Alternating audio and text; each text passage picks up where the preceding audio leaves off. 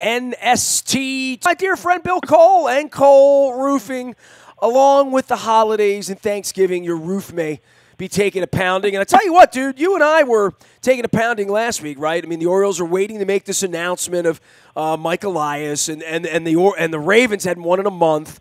Boy, it's Thanksgiving here, and I got some mincemeat pie and some pecan pie and some pumpkin pie, and we get a new general manager and executive vice president. The Ravens have a new lease on life, and they're 5-5 with a new quarterback. Plenty to talk about around the Thanksgiving table that might not involve politics, right? It's all good, other than if you watch any of the other NFL teams, specifically the Chiefs and the Rams, you realize how far away we really are. Only 105 points there, and, right. and unlike them, we're not afraid to throw. They're not afraid to throw the ball. I mean, if you're going to run Lamar Jackson around, you can't run him 27 times and throw the ball 19 times. And I know John alluded to that. But I don't know that he could be successful throwing the ball 45 times, or when we go out to Kansas City, and if the weather's right in 3 weeks, it's going to be a track meet, right? I think that the genius strategy was signing RG3, because if you're going to run your quarterback that much, really they can only play every other week. So RG3 has to play this week while Jackson rests and recovers, and then he'll play the following, and you just rotate them every other week through the rest of the season to get through the games. Well, we do that with pitchers, right? We need 5 of them, or a bunch of them, and relief pitchers. Right. We do that now when we rotate defensive linemen, right? I mean, it used to be 4. We don't even run running backs. We have a special running back we run on the field on third down. Yeah, our running backs, pretty well rested. I mean, we don't run the ball a whole lot around here. Right. But look, on the football side, I'll go to baseball in a minute, but I want to get the football side out because I've done a lot of baseball here since the Elias. Whatever this thing is going to be, it sort of feels not a whole lot different than the last thing, other than it's going to take 5 years to bake the cake if there's a cake to bake. But for the football side, everything's sort of in the here and now again, right? And they survived Cincinnati, and maybe they are who we thought they were. They're not very good. And now they're in this dogfight again, along with Indianapolis and Tennessee and Miami and, all of these teams, San Diego at some point, or L.A., whatever the hell they call them this week.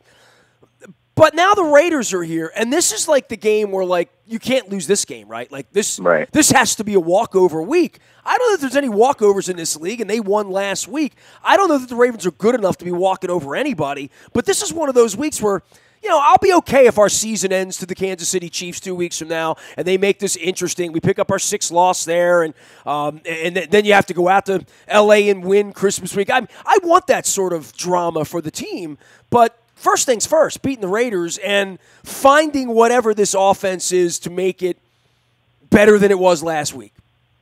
Yeah, I think you're definitely right about the Raiders. I mean, you got to win, and I mean, you take it any way you get it. But if you squeak out with one, I don't think it breeds a whole lot of confidence, and that might be totally unfair because they are all professional teams. So I think, like Jacksonville falling apart hurt. That would have been nice if they'd have beat Pittsburgh. So you can scramble and grab victories, but at the end of the day, I think the season is just long enough for the best teams to really float to the top. And if you watch teams like the Chiefs or even the Rams, well, the Chiefs lost again on Monday night, right? They're not perfect. They lost. They got 2 losses now, right? Sure, but there's nothing about them losing makes you think you're even in the same ballpark as them, right? And the Rams, I mean, talk about impressive. They in theory play defense. You can't really see it, but they beat up on other teams. Maybe not the other really great offensive team that's out there. So I don't think anybody left the game on Sunday no, I take that back. Some people did. And a lot of people left saying Lamar. Yeah, I don't know what I saw you're there right. that told me he's ever going to throw the ball down the field successfully the way every other team I've ever seen win do it. I mean, it looked like one hell of a Navy offense or Dundalk High School or whatever you're running, but I don't think you can run that with any sort of long-term success, any sustained success, I'd say. And I think everybody knows that. And when they take the training wheels off here and he goes throwing the football around a little bit, I think we're going to learn a whole lot more. But they're in the season right now. We're not playing for 2019. I know certainly Suggs and Weddle and Yonda and Harbaugh and a whole bunch of other people are playing for the here and now. They managed to win. They managed to win with a rookie quarterback. They managed to put together a first drive of 11 plays with no passes and score a touchdown, which may say more about the Bengals defense than it says about Lamar Jackson. But surviving this is all part of the Harbaugh thing, right? It's never easy. It's never pretty, all that Harbaugh stuff. But, every year at Thanksgiving, they're at least in it, and they're in it right now. And they're not very good, I would say. Well, I still don't understand what happened to the defense, because I don't think that was an aberration. I thought they were good, and that just doesn't seem to be the case anymore. And I guess my other question is there no way John comes out and says, yep, Joe's all better, he'll be back in the driver's seat this week? I mean, Joe has to give you a better chance to beat the Raiders than Lamar does, right? No, because their defense is horrific and you scramble them all up. That's the thing about this defense, Billy. I mean, I don't know. You're in the roofing business, right? So this would be a good plug for you. But when you get a roof that's not flat, that's not normal, right? I mean, you've tackled these roofs before, right? Like, you've seen this before.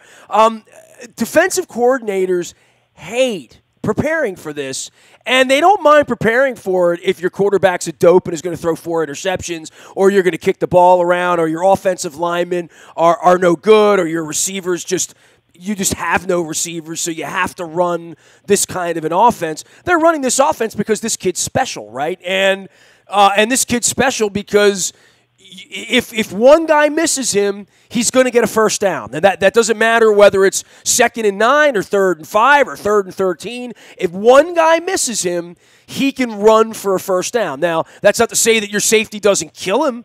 When they find him, between the hash marks and he doesn't get out of bounds or he's not hook sliding or doing all of that kind of stuff, which he's clearly going to have to get better at if he's going to have a 10-year career in his league.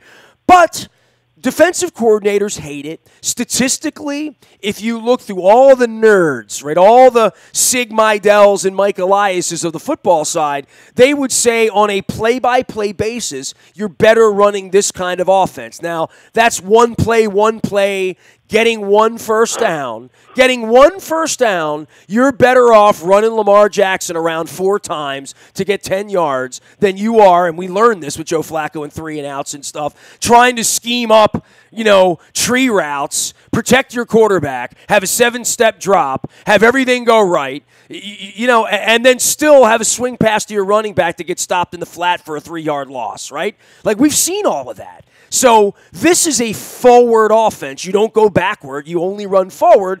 And the fastest guy on the field has the football, and you got to figure out how to bring him down. I mean, it looks like rugby. Literally, that's what I called it on Sunday. So just to clarify, you're saying playing Lamar gives us the best chance to beat the Raiders? The Raiders, because they are scrambling, do-nothing, know-nothing defense. If you got a defense if you got D Ford on the field who can catch Lamar Jackson, right, like you saw on Monday night, or if you have 8 guys on the Rams defense who are all $10 million football players and are pretty elite football players, I think they'll struggle against that kind of a defense. But what I've learned, and read Connor Orr's piece. Connor Orr joined me earlier this week. You can find it up in the bio at Toyota.com audio hall. Connor Orr from Sports Illustrated and MMQB. He put the defenses up and just basically said none of these defenses left stopped the run well at all. And do you remember what our running game looked like when Joe Flacco was the quarterback? Yeah, we ran for 280 yards last year. I didn't really understand that either. I mean, last year Alex Collins was the most favorite guy on the offense. Now all of a sudden, he goes off the field and there's some guy that I literally had never heard of runs for 100 yards. The Gus I had literally never heard of that guy. Gus Edwards, yes. Yeah. Well, that's the offense. Why do you think he ran for over 100 yards? Because nobody's heard of him? No, look. Because Lamar Jackson's shaking his hips on the other side of the field, and you got to have 3 guys over there to worry about him. So, I mean, I see the benefit of the offense on a 10-yard by 10-yard basis. I don't see the benefit of this as a strategy to win a Super Bowl long term. I think he's going to get hurt. That's what I think. I mean, I don't think it. I know it. You just don't know when it's going to be, right? Yeah. No, I agree that, I mean, part of the reason you had success, despite talent and all that stuff, was just that it's a game planning nightmare, and you don't really know what you're going to get, and you haven't seen it a bunch. So I get all that, and I would even buy, because the Raiders are bad, it's a similar scenario. I guess is John. I mean, John basically thinks his job ends at the end of the season anyway. He can't have much hope at this point, although maybe he does.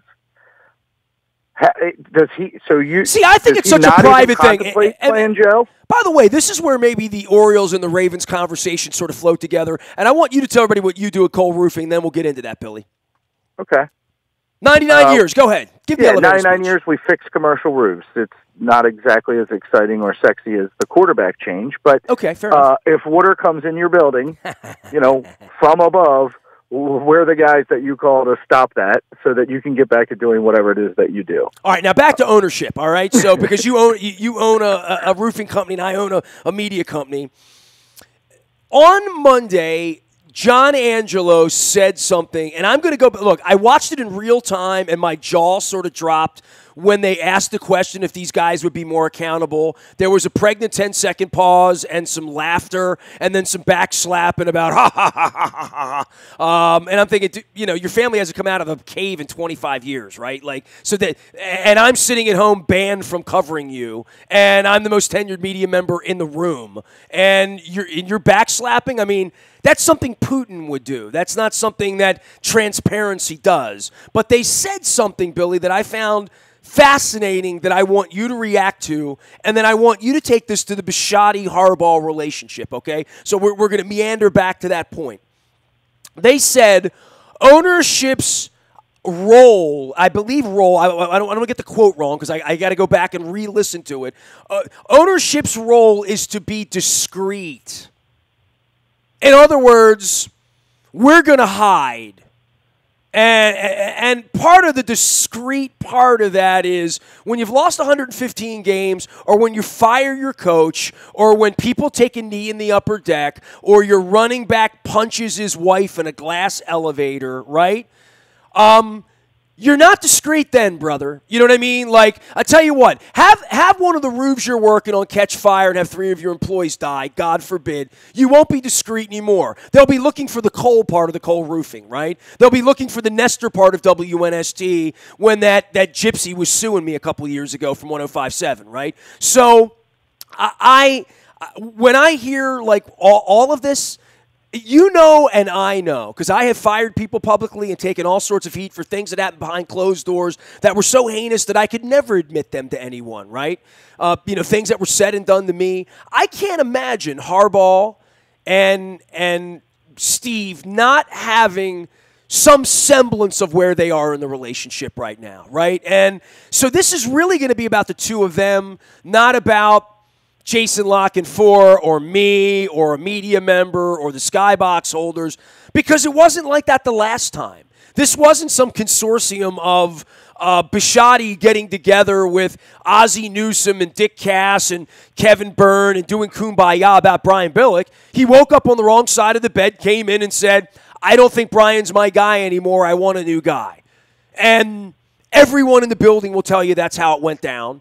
So I really don't know what to make of this because I only have one experience with Steve. My experience with Steve is the same as yours was last week, which is he's not shooting John in the head bye week at a 4-5 team with a 13-year quarterback, 11-year quarterback, and all of these other guys in the middle of the season. That's not the way Steve manages. But Steve might be managing to John to say, John, if you make the playoffs, you're going to have a future here. John may be saying to Ingrid, I'm done here. I'm just done. There's going to be a new quarterback, a new way, a new GM. I want sunshine. I want to coach college football. I want a different GM. I want a different owner. I want a different hat. I want different weather. My daughter's graduating soon. I want a different circumstance. In the same way I'm selling my condo. People ask why. I've done it for 15 years. I'm just ready to do something else. You know what I mean? There's no other answer for that. But I would think at this point, Steve and John have it something worked out amongst themselves as to what the terms would be, even if the terms are, we'll talk about it when its season's over and we'll see how we both feel. Maybe I want to go, maybe I want to stay. Maybe you want me to stay, maybe you want me to go. Let's just try to make this as good as we can make it. And I think maybe that's where they are. Now that I've talked it through with you a little bit, maybe that's where they are. But I think they both sense, like the public senses, this could be the end. But, dude, Sean Payton was going to get run out of New Orleans, right? Sean Payton was begging to get run out of New Orleans, and he's still there. Marvin has spent 3 different dinners with me in Baltimore, literally, thinking that it's probably over, like in our – and he's still here. Yeah, on Sunday when we went to the game, I didn't see Marvin this weekend. And people asked me, everybody's like, how's Marvin? I said, I didn't see him this weekend. Why? Well, he was busy and, I went to bed early and, whatever. And I love Marvin. We text back and forth. But I left on Sunday and I said to my wife, this will be the last time that we go to the stadium, maybe from the condo we live in, right? But also, this will be the last time we go to the stadium where Marvin and John will be coaching against each other. I believe that on Sunday. I believe when the Bengals come to Baltimore next year, at least one of them will be different, right? And the odds would tell you that. Vegas would tell you that, right? So I that was a long way for me to try to answer that. We can go back to discretion and discreet. But Bisciotti is not discreet. Bisciotti stands over all of this all the time, and everybody in the building will tell you. That doesn't mean he's in there counting the paper clips, but he knows what's going on, and he's aware of things that go on. And when it's time to make a change, he'll be Johnny on the spot ready to make that change because I've seen him do it. Yeah, you gave me a lot to unpack. Yeah, I'm sorry. Go ahead. I would agree with the sentiment that more than likely they agree once the season starts that they don't go into that stuff. They just focus on winning every week, and that's more John's thing than it is Steve's thing.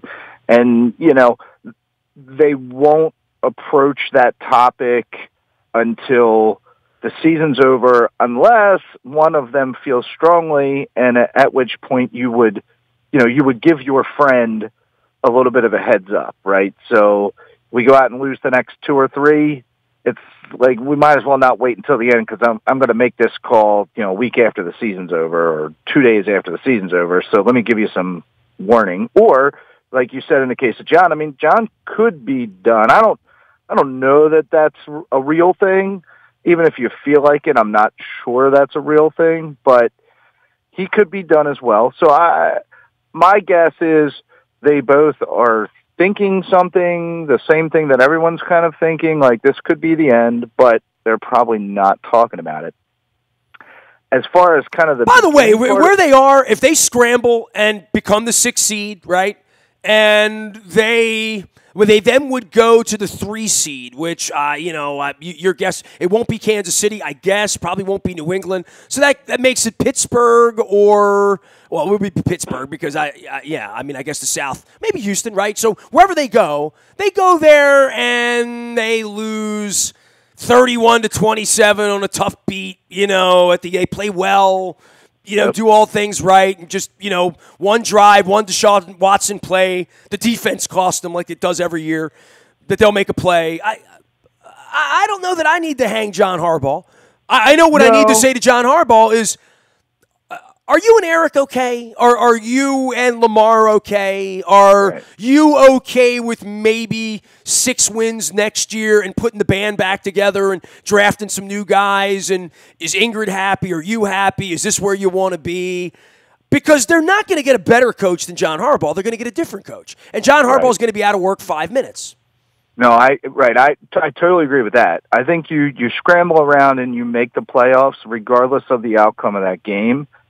Steve's going to John and saying, look, John, convince me that you want to do this because this is going to take a different kind of energy than it's taken in the past. Like, do you want to go reboot this thing with Lamar? And, I think depending on how John answers that, like if he answers, yeah, this is really exciting. I love the changes and the game is changing and, we're like on top of it and Marty's got it and I love everything, then yeah, you would be dumb to make that change, right? Because you want a guy who is looking at this as an opportunity to go do something special. I don't know if that's really what's going to happen because I'm not convinced Lamar's going to be able to do it. But hey, if John gives you the right speech, then I think he stays. If you don't make the playoffs, I think there's you kind of have the conversation with John. It's like, look, John, we could probably keep doing this, but the whole thing is going to get blown up here, and we're going to go get a different this and a different that, and I think we're going to try this. So, it's probably just time for us to separate. You'd be happier going somewhere else and doing something else anyway. And I think he goes away. But I want to get back to, like, that started with the Angelos boys saying that, their job is to be discreet. And I think that is a possible perspective for them to have, maybe not them, but for an ownership group to have, if the organization is supported and the ownership doesn't feel the need to, like, be in the public spotlight or have the celebrityism that. But here's my problem with it, like, and I hear where you are. Somebody has to be out in front of it, right? Yeah, somebody has to be out in front of it that is really in charge, and there's never been the perception ever that anybody was ever in charge but the old man there, right? Like, anyone who's ever bought a paperclip there would tell you who's in charge. Now, I would tell you in Owings Mills, if I walk down the hallway and pick the rank and file gals that work in marketing, or people that sell tickets, or coaches' assistants, or whatever, if I said who's in charge in your building, they would all say Dick Cass. Right? Like, there is a leader in that building. Now, Dick reports to Steve, and Steve is sort of omnipresent, and Steve is discreet in that way, right? Like, but no one thinks Steve isn't involved and the ultimate authority, and beyond that, and this is probably the difference, and this is where I'm going to be a real dick, Bill, okay? Steve built an empire out of his garage, right? Like, literally, from nothing, has built a billion-dollar empire. I have a lot of respect for Steve in a lot of ways, and Steve and I have had our differences, and a lot of things he does I don't agree with, and, whatever. But accountability, and the buck stops with me, and more than that, the expertise of saying, I'm good at something. And you know what I'm good at? I'm good at people. I'm good at hiring people. And let me tell you my philosophy. Dude, Steve Bisciotti could sit on a TED Talk on stage and talk about psychology and people and ego and all of that, because he's done it with me, right? Steve's a brilliant man, right? In a lot of ways, and I a little overbearing and personality issues, and fine, all that, but Steve is brilliant. So behind all of this, Dick Cass thinks Steve is the smarter guy. Steve thinks Dick is the smarter guy, which is why he put him in charge, right? And I've known about this structure for 2 decades, so I've watched it all. With the Angelos group, who's the smart guy in the room, Bill? I know the guy that cashes the check, and I know the meanest prick in the room, and I know the guy that will sue you over $400 million, and now he's on his deathbed. But now, who's the smart guy with the Orioles? Not Mike Elias running around getting baseball players. I'm talking about who's going to sell you a suite, or me a ticket, or get any of the people that we see at Accelerant or Smart CEO or Baltimore Business Journal, or who's going to buy the skyboxes? Who's going to buy the outfield wall stuff? Who's buying the season tickets? Who's coming from Harford County down there? And I don't know that there's anybody really smart who's ever done this before who's in the building up late thinking about that. And I think that's why the word discreet from – 2 guys born on third base and trying to slide into home plate with a $1 billion entity that their old man has gifted them, and now they're going to stand there and talk about their education like they've done something, and they haven't done anything. So at some point, I need to know that there's a Dick Cass or a Steve, and that would really piss the old man off, because I'm bringing up the Ravens as being better than them, but they have been better, markedly better at everything for 25 years, which is why we're in the position we're in at this point, including accountability. I mean, the first thing about the Ravens is they are accountable. They are. They hear you. They react to you. They are customer-oriented to a large degree. And I think the empty seats on Sunday, by the way, Bill, will do as much to get John Harbaugh fired as anything. The lack of mojo for the team. And the Orioles' mojo so bad that they had a whirlwind first ever Angelos press conference from an orange hookah lounge on Monday.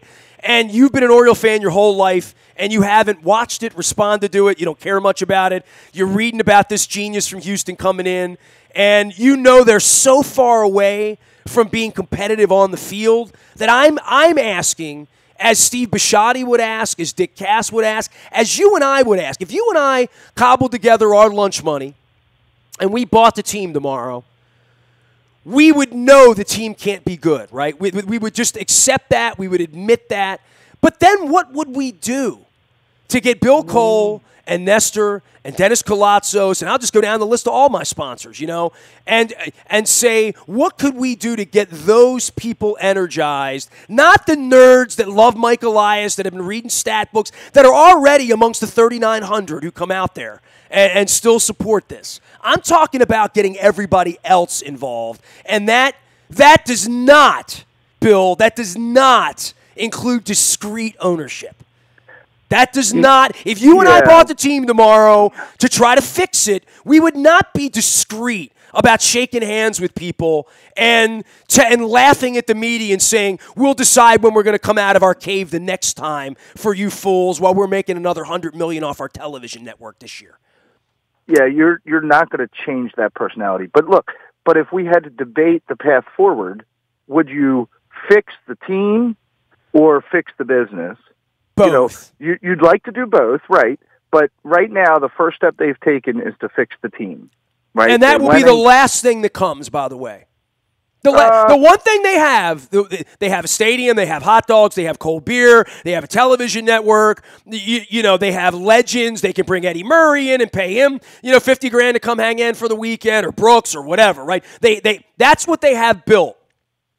Now, what do they have? What are their assets? They have no season ticket base, no skybox base, no media base, no regional base. They have a disenfranchised fan base that watched them lose 115 games. They have a whole bunch of white people afraid of black people. They have a whole bunch of suburban people that used to come to games that don't come, and they only come when they give a bobblehead. That's what they – and by the way, no, they have a genius that they brought in, that they overpaid and paid so much that the genius decided, all right, I'll go take the job, right?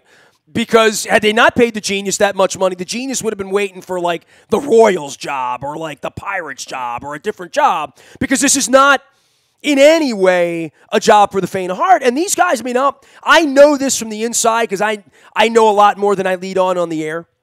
I know these guys were looking for a train wreck, right? They were looking for the worst place they could find. I know that for a fact. And if I had been at the press conference, I would have pressed them on this. And if I ever get a chance to talk to them over a beer or a coffee, I will. These guys were actively looking for the worst thing they could possibly find because they've already won twice. Elias got a ring in St. Louis and a ring in Houston. He's coming here to do his own thing, and he wants to take the worst thing he's ever seen and put their principles of analytics in and bake this cake and have a parade here in 2024 or 25, right? Like, that is the plan. Now, that's great. Now what else are you going to do? What are you going to do between now and whatever day that is you wake up on June the 18th and find yourself 5 games over 500 and thinking that in 2022 or 23 or 24, people are going to come rushing back because your team is good? You know what I mean? Like, your team's not going to be good. You don't have that to sell anymore. So what are you doing? And that's my Dear Orioles letter to all of them. This guy, John Vitalin's been running the team for 3 months. I haven't met anybody who's met him. Right. Literally. So I haven't met anybody who hasn't met Dick Cass. Right. That is very true. That last time we talked about this, we went down the road and talked about the manager, and you just need a manager to connect with the fans, to inspire his players, and to follow the rules, right? Because the GM's going to hand you a book and say, this is the data, these are the rules, just follow the rules, smile and wave, and get our players to be excited. Joe Espada will fill that role very capably in the next 10 days, I assure you. Who? Joe Espada. Espada. Google him. Former assistant to Brian Cashman and former bench coach to the Houston Astros. And he is the prime candidate. So some people have told me he's the only candidate. I would think if he doesn't take the job, it's because he takes a bigger, better deal somewhere else. But I think he buys into the system. Okay. But as the business manager of the Baltimore Orioles, I would ask you, because what you just said, it doesn't really matter what that guy does. All I really need is, especially if the ownership is saying they're going to be discreet, and this guy's a numbers guy, I still need someone to stand in front of, the crowd and the fans and the media and connect with them to make people come back. Whoever you just said, I'm not, maybe, I guess, but I ran across Dempsey last week. For a million years, people have talked about Rick Dempsey as the manager of the Orioles, and it never happens, and blah, blah, blah. But, I call into question his baseball prowess, not my thing. I need this guy to make people want to come back in a way that, Buck did. But, because if you think about it, you need something to put on the warehouse wall when I'm on Conway Street making a left turn to get on the freeway, is what you're telling me. Well, I just, the billboards in Baltimore were about Buck. People were wearing T-shirts about Buck. There wasn't a player that they wanted to support. They liked Buck. Buck was the answer. Say what you want, but, it is There is weird. no manager that's going to be the answer here over the next 36 months, man. I'm just being honest with you. I mean, I can hear what you're saying, that if they could bring back Earl Weaver and prop him up, right, and just say, Weekend at Bernie's, Earl's here, and put him on the billboard, okay, or, have Joe Torre or have Frank Robinson come in and sit in the dugout for 2 years and manage the 68 and, whatever they're going to be, right? That's not what Mike Elias thinks is the way to do this. Mike Elias is going to put Joe Espada in the dugout because he's going to be training these young men to think and act and walk like Baltimore Orioles in the new Birdland way or whatever. Bill Cole is our guest. It is Cole Roofing. They've been doing it 99 years. I think we're going to celebrate the 100th year all year. We'll start that on January 1. Billy, it's always good to visit with you, and I feel therapied. I mean, it's Thanksgiving. By the way, are you pumpkin pie or are you pecan pie? Mincemeat pie? What are you? I'm probably a pumpkin pie, but strictly at Thanksgiving. I don't really go there any other time. It's like eggnog only around the holidays, that kind of thing? Right. All right, man. Yep. Well, we'll argue next week. We'll fight. They're going to win this week, though. The Ravens are. So, look, we'll be doing Oriole things here for months, you and me, because I am watching them. You know what I mean? Yeah, no, I'm bird watching. I'm watching that the Angelos boys came out of the closet on Monday, and they were not impressive. It didn't give me hope that they want to be discreet, they want to go away, they didn't want to be at the press conference, they didn't want to answer questions, they didn't want to have me there, they didn't want any accountability. So I know they're going away for a long time. I know we won't be hearing from them much. And that doesn't concern me because I don't think they have the acumen to do this well, but they better put somebody in front of it who does.